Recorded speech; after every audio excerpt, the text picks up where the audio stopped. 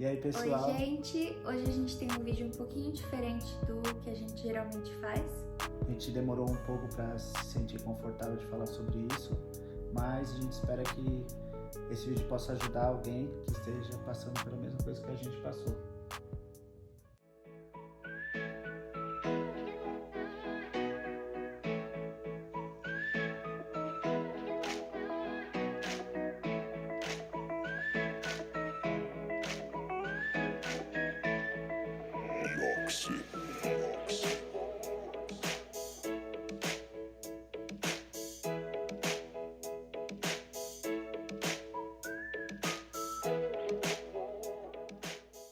Eu tô aqui com o Tonton no colo porque hoje ele tá bem chatinho, porque tomou 3 vacinas de uma vez. Então ele tá aqui no colinho, muito chateado, né, filho? A gente sempre mostra as coisas legais que a gente faz, os lugares, mas agora a gente achou importante falar o que aconteceu. Também pra gente lembrar depois, faz parte da história dele. E a gente não quis pôr no vídeo do parto, porque a gente ainda não estava pronto para falar sobre isso.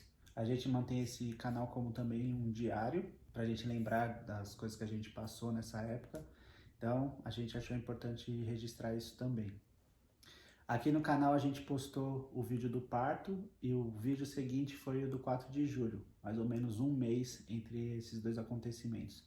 E muita coisa aconteceu nesse período, principalmente na primeira semana. E é sobre isso que a gente vai falar hoje. Para vocês também não acharem que eu fui lá, tava berrando com dor, tive o bebê e logo em seguida, olha, eu tava lá plena, linda, maravilhosa. Eu tenho mantido o meu Instagram como um lugar onde eu mostro mais as dificuldades, a maternidade real que a gente fala e tudo de difícil que tá passando aqui na nossa casa. Mas a gente quer trazer também isso um pouco mais aqui para o YouTube. Então, o momento que vocês não viram foi assim que ele nasceu. Ele veio pro meu colo, a gente teve aquele momento e eles tiraram ele da gente. Ele foi pro respiratório. Eu lembro que eu tava do lado da Elisa, segurando a mão dela. Assim que eles pegaram o bebê, eles colocaram direto no cabinezinha que tem na sala de parto. E já colocaram o respirador nele, já enfiaram aqueles canos dentro do nariz dele, começaram a sugar e começaram a fazer aquela massagem para ele poder respirar. Sim. E eu fiquei bem assustado. Eu tava muito anestesiada ainda do parto, foi muita dor, foi muito intenso, então eu nem percebi o que estava acontecendo. E nunca passei por isso, então eu achei que era normal. Só que eu tava achando estranho não ouvir ele chorar. Pensando, nossa, mas ele não chorou, ele chorou só um pouquinho. E aí naquele momento eu olhei e falei, putz, será que tá tudo bem? E foi nesse momento que eu levantei e fui lá junto dos médicos para ver o que estava acontecendo, para tentar entender. Eles pediam sempre para manter a distância por causa do corona. Todos eles estavam com aquela máscara. Tinha um deles que parecia aquela roupa de astronauta, Sim. com um negócio de ar entrando pela cabeça. Assustador. Falei, nossa, o que vai acontecer? E a gente não viu o rostinho dele. Ele nasceu, foi muito rápido aquele momento, foi 1 minuto. Ele ficou no meu colo, a gente teve aquele momento e tiraram ele. Então eu não vi o rostinho, então eu tava deitada na cama e o Diogo tava lá perto e eu falava, ele parece comigo, ele parece com você? Como que é o narizinho dele? Ele tem cabelo? Porque eu não vi direito. Aí logo em seguida uma enfermeira veio e falou pra mim, mamãe, a gente vai ter que levar ele porque os equipamentos que a gente tem aqui não estão sendo suficientes. Então a gente vai levar ele e depois vai trazer ele pra mamar.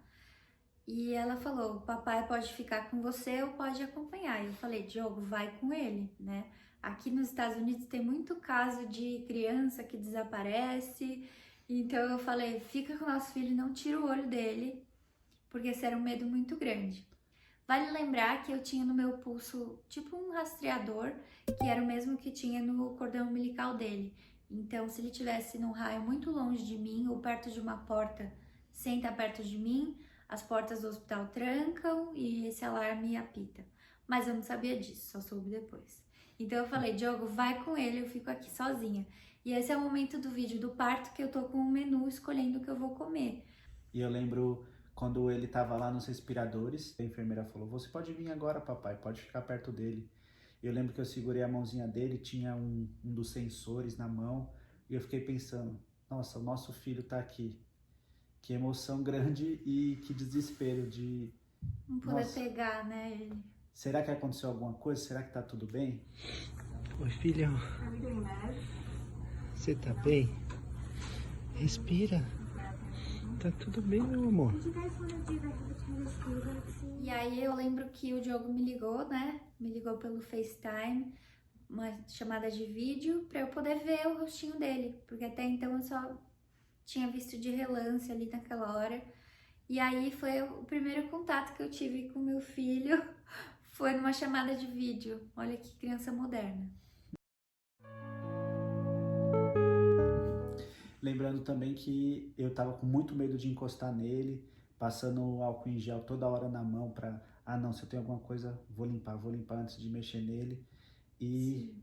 sem saber exatamente o que fazer e com medo de ele estar com algum problema. E a primeira coisa que veio na minha cabeça assim que eu me toquei, putz, ele tá com problema de respiração, foi coronavírus. Será que ele nasceu com vírus? Será que ele pegou? Será que eu tô? Será que o Diogo tá? O que tá acontecendo? E aí, nessa hora, começou a bater o desespero. Pro quarto, me levaram numa maca pro quarto que a gente ia ficar hospedado, sozinha, sem bebê, sem marido. E fiquei lá esperando ele ter a alta dele, da respiração, pra poder mamar. E essa cena tem no vídeo, é a cena que o Diogo fala: olha, o Tonton vai ver a mamãe pela primeira vez. Porque foi a primeira vez que eu toquei nele limpo, né? Eu toquei nele assim que ele saiu, pegaram ele depois de 40 minutos, Por aí. trouxeram ele pra mamar e foi a primeira vez que eu vi meu filho ao vivo, limpinho ali. Então no vídeo vocês viram o primeiro dia, que foi o que ele nasceu, e o terceiro dia. E a gente tava se preparando para ir E a embora. gente tava indo embora, é.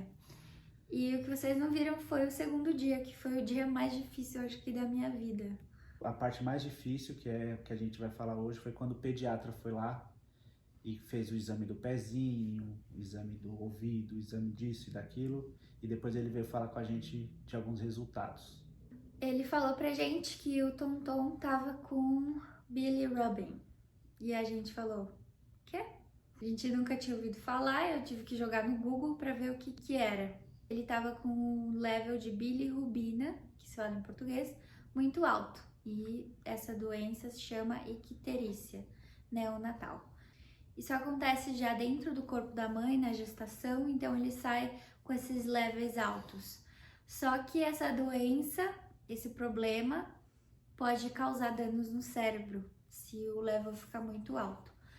Só que ninguém chegou pra gente e falou isso. A gente jogou no Google e o Google é assustador, né? E a gente começou a ficar desesperado, porque a gente não sabia o que era.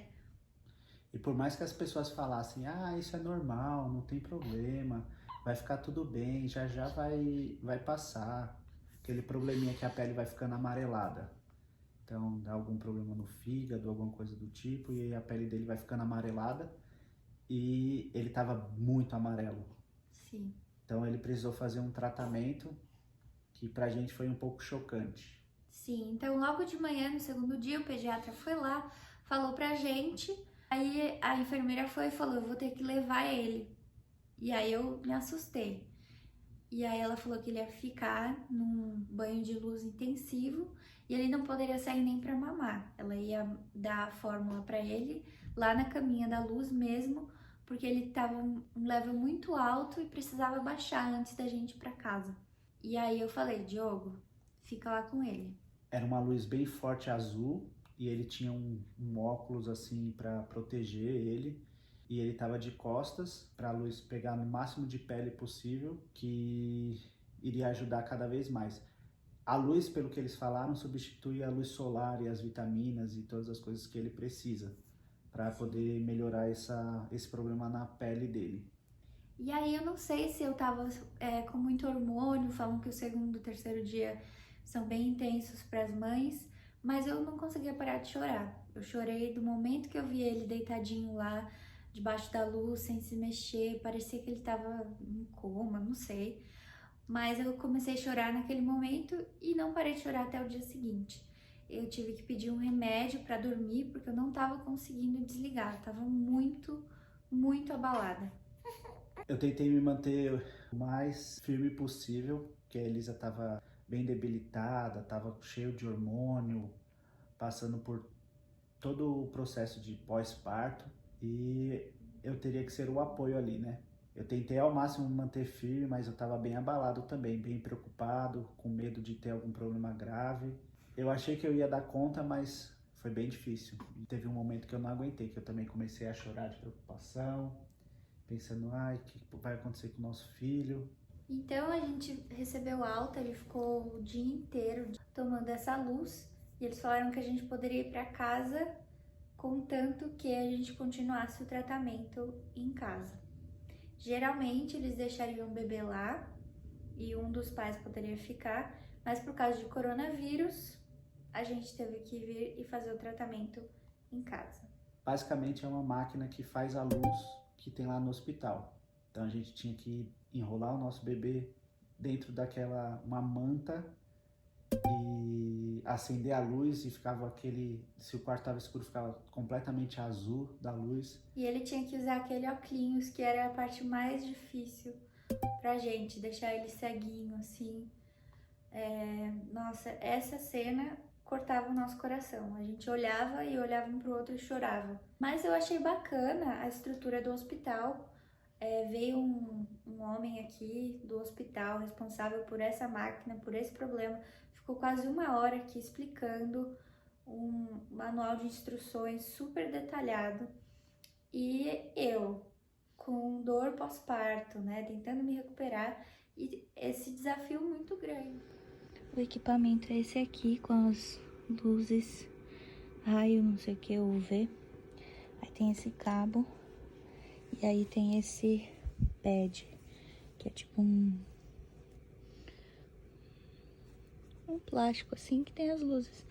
Só que não pode chegar no olho do bebê. Então, o que eu faço? Eu coloco embaixo dele, ele deitadinho, e as cobertinhas tampando assim, pra não pegar no olhinho dele. Ele fica ali bonzinho. Ele tá naquela caminha dele.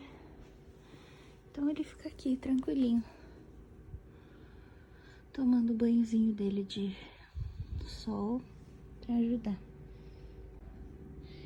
E aí tem várias diretrizes sobre a temperatura, então a gente comprou esse termômetro, que daí você mede assim, e aí a gente mantém a temperatura, tem que estar entre 98 e 100, não pode nem ser menos nem mais. E aí de 15 em 15 minutos a gente vem e olha como que tá. Se tá muito quente, eu tiro um desses cobertorzinhos. Se tá muito frio, eu ponho mais um. E a gente vai mantendo a temperatura dele.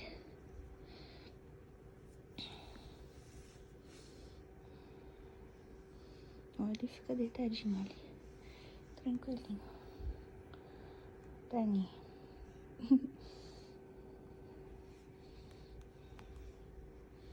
Sem problemas. E assim, é muito difícil você ir para casa com seu recém-nascido, mas mais difícil ainda é você ir e ter que enfrentar esse desafio. Então, foi muito difícil. Eu lembro de me sentir totalmente abalada, chateada, com medo, não ter uma ajuda aqui. Vocês sabem, minha mãe não conseguiu vir, então era só nós dois ali a noite inteira, o dia inteiro, de 15 em 15 minutos, medindo a temperatura.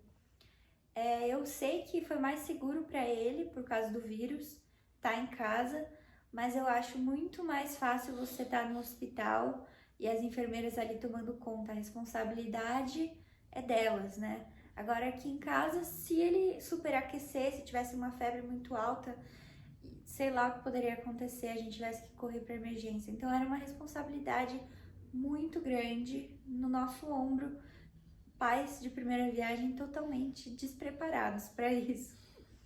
E lembrando que o nosso filho tinha o quê? 2, 3 dias de vida. Quando ele estava fazendo o tratamento de luz, a gente teve que pedi para o médico uma outra maneira de fazer sem o óculos, porque o rostinho dele estava ficando muito irritado e estava saindo muita bolinha.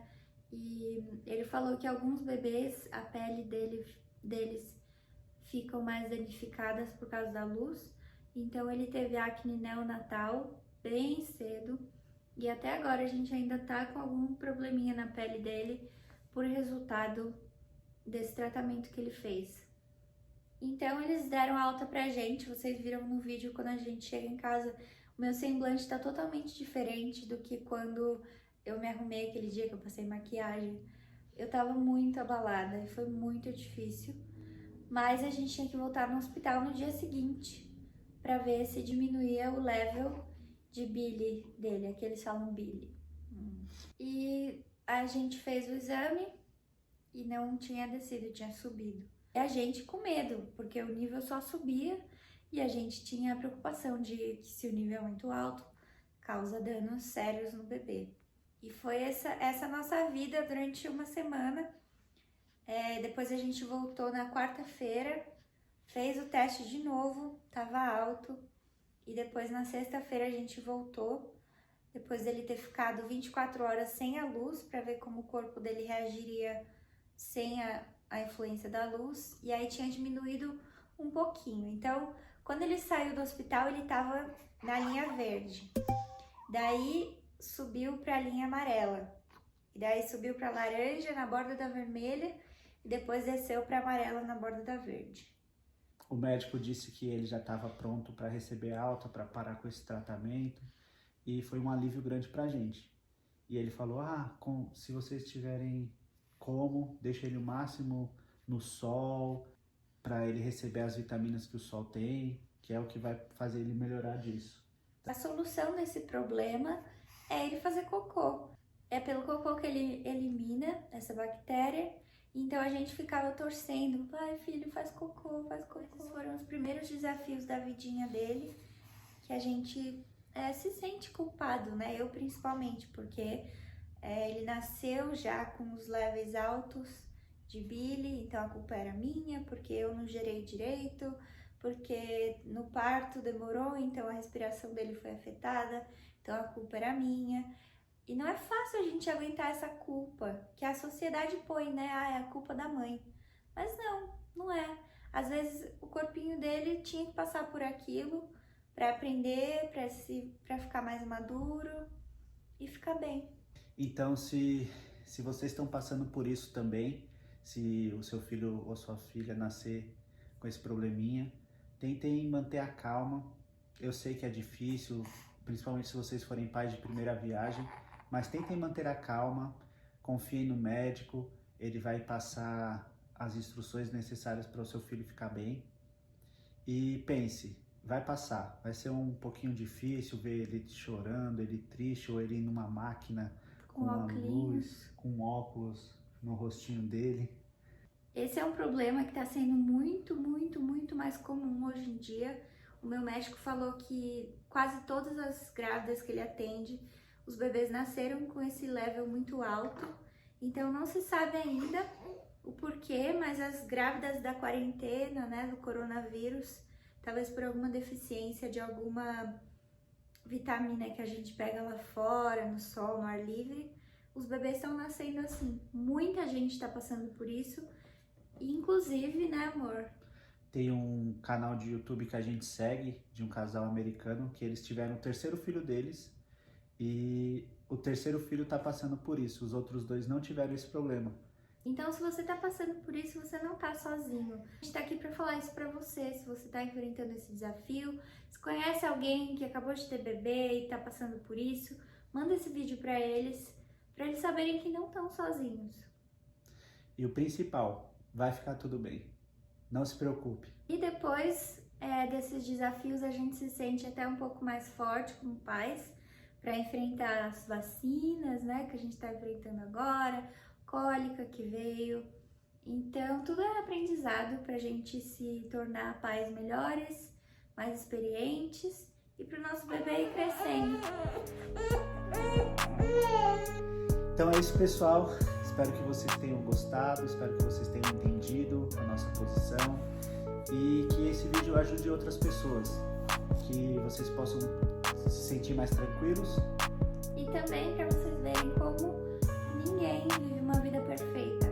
A nossa vida não foi ir lá ter um bebê e depois tá pleno igual no vídeo de 4 de julho. Muita coisa aconteceu nesse meio tempo e a gente se sente na responsabilidade de vir aqui falar que nada é perfeito. Espero que a gente consiga ajudar alguém também. Agora que eu tô dando uma acalmada, a gente vai